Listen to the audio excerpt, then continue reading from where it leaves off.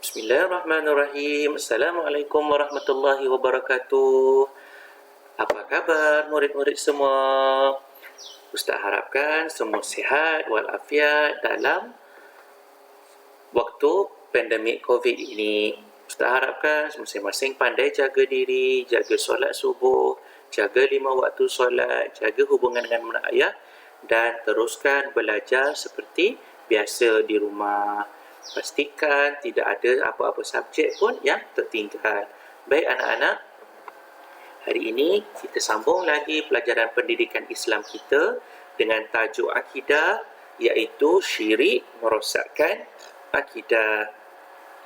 Baik anak-anak, kita mulakan kelas kita dengan membaca Ummul Kitab Al-Fatihah. A'udzubillahi minasyaitonirrajim. Bismillahirrahmanirrahim. Alhamdulillahi Rabbil Alamin, Ar-Rahmanir Rahim, Malik Yawmiddin, Iyyaka na'budu wa iyyaka nasta'in, Ihdinas siratal mustaqim, siratal ladzina an'amta 'alaihim, ghairil maghdubi 'alaihim waladdallin. Amin. Jom kita teruskan dengan tajuk syirik merosakkan akidah. Baik, apa yang kita akan belajar pada hari ini? Yang pertama adalah pengertian syirik. Yang kedua, dalil dan maksud syirik. Yang ketiga, hukum perbuatan syirik. Yang keempat, 2 jenis syirik. Dan yang kelima, contoh perbuatan bagi setiap 2 jenis syirik tadi. Jadi, ini sahaja yang akan kita belajar pada hari ini.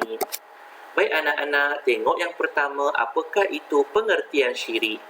Iaitu menyekutukan Allah dengan sesuatu yang lain. Apa maksud sekutukan Allah? Sekutukan Allah ni maksudnya, contohnya kita fikir adanya Tuhan selain Allah. Kejap lagi kamu akan tengok. Baik, perbuatan syirik ni boleh berlaku dalam tiga perkara, sama ada dari sudut i'tiqad, kotak hijau ni. Apa itu i'tiqad? Iaitu ni, keyakinan kita di dalam hati. Yang kedua, perkataan kita yang menyebabkan syirik. Dan yang ketiga, perbuatan kita yang menyebabkan syirik. Okey, setakat itu boleh? Jom kita teruskan. Baik, seterusnya kita nak baca dalil syirik itu sendiri. Baik, boleh rujuk surah Al-Baqarah ayat yang ke-22. A'udzubillahi minasyaitonirrajim. Bismillahirrahmanirrahim.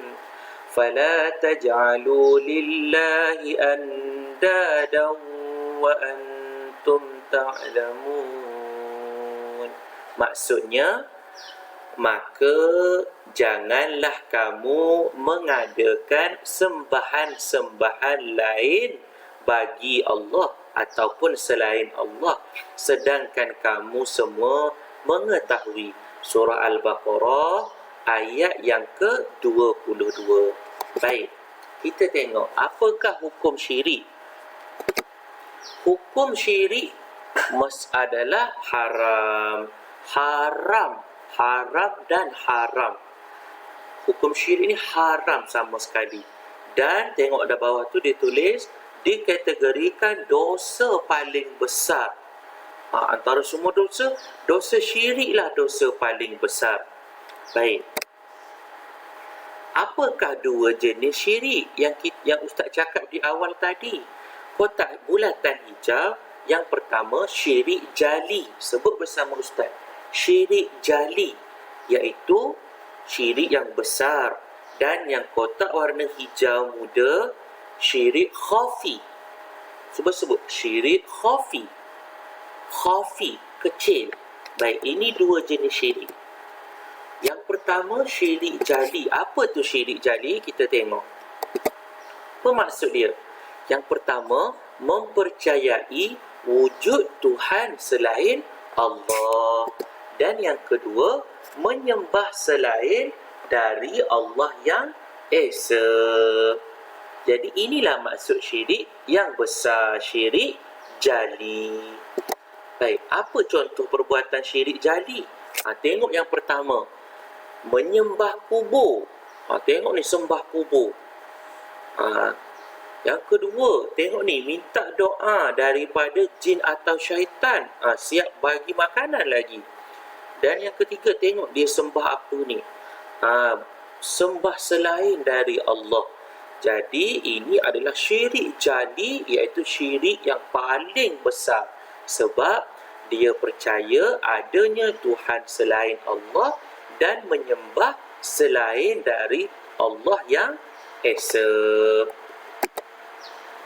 Yang kedua, syirik yang kedua adalah syirik khafi, iaitu syirik yang kecil. Apa maksud syirik khafi ni? Tengok, maksud dia adalah tidak meletakkan Allah sebagai niat mutlak semasa beribadat atau apa-apa perbuatan. Secara mudahnya, awak buat sesuatu bukan kerana Allah sebagai niat utama. Ingat anak-anak, kita buat sesuatu biarlah kerana Allah. Contoh, bangun pagi biarlah kerana Allah. Buat tolong ibu ayah biarlah kerana Allah. Okey? Apa contoh perbuatan syirik kecil ni? Tengok ni zaman sekarang. Baca Quran, ambil selfie. Saya dah siap baca Quran.